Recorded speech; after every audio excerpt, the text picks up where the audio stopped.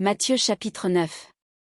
Jésus, étant monté dans une barque, traversa la mer, et alla dans sa ville. Et voici, on lui amena un paralytique couché sur un lit.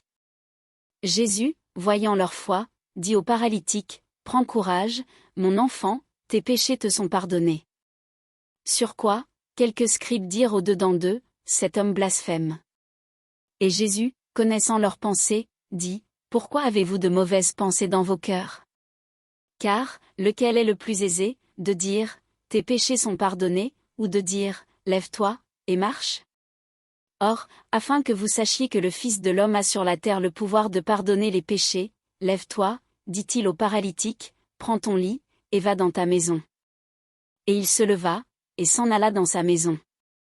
Quand la foule vit cela, elle fut saisie de crainte, et elle glorifia Dieu, qui a donné aux hommes un tel pouvoir. De là étant allé plus loin, Jésus vit un homme assis au lieu des péages, et qui s'appelait Matthieu. Il lui dit, « Suis-moi. » Cet homme se leva, et le suivit.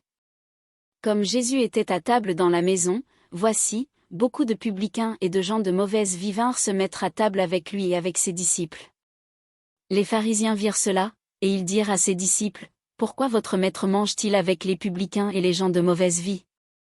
Ce que Jésus ayant entendu, il dit, « Ce ne sont pas ceux qui se portent bien qui ont besoin de médecins, mais les malades. Allez, et apprenez ce que signifie, je prends plaisir à la miséricorde, et non au sacrifice.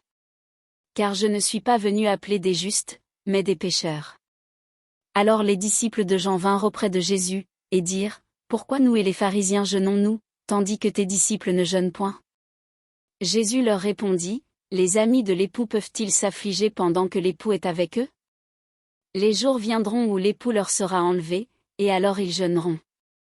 Personne ne met une pièce de drap neuf à un vieil habit, car elle emporterait une partie de l'habit, et la déchirure serait pire.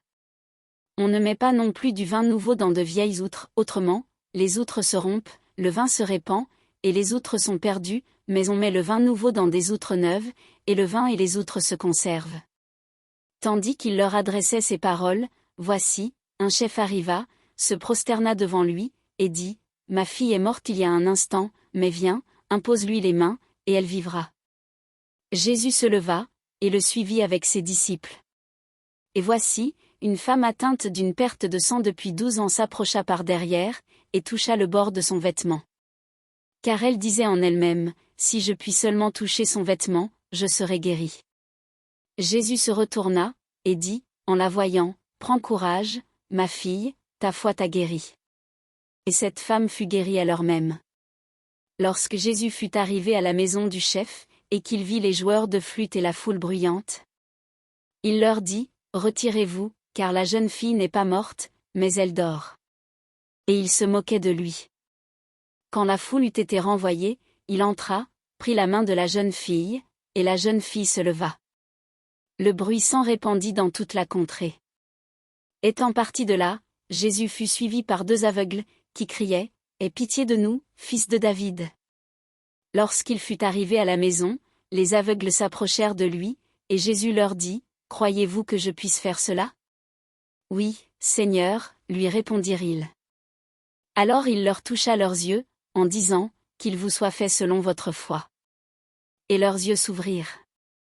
Jésus leur fit cette recommandation sévère, « Prenez garde que personne ne le sache. » Mais, dès qu'ils furent sortis, ils répandirent sa renommée dans tout le pays.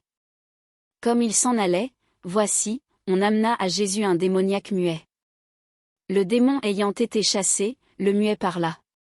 Et la foule étonnée disait, « Jamais pareille chose ne s'est vue en Israël. » Mais les pharisiens dirent, « C'est par le prince des démons qu'il chasse les démons. » Jésus parcourait toutes les villes et les villages, enseignant dans les synagogues, prêchant la bonne nouvelle du royaume, et guérissant toute maladie et toute infirmité.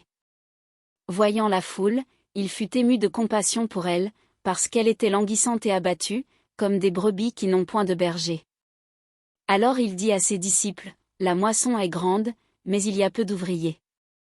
Priez donc le maître de la moisson d'envoyer des ouvriers dans sa moisson. »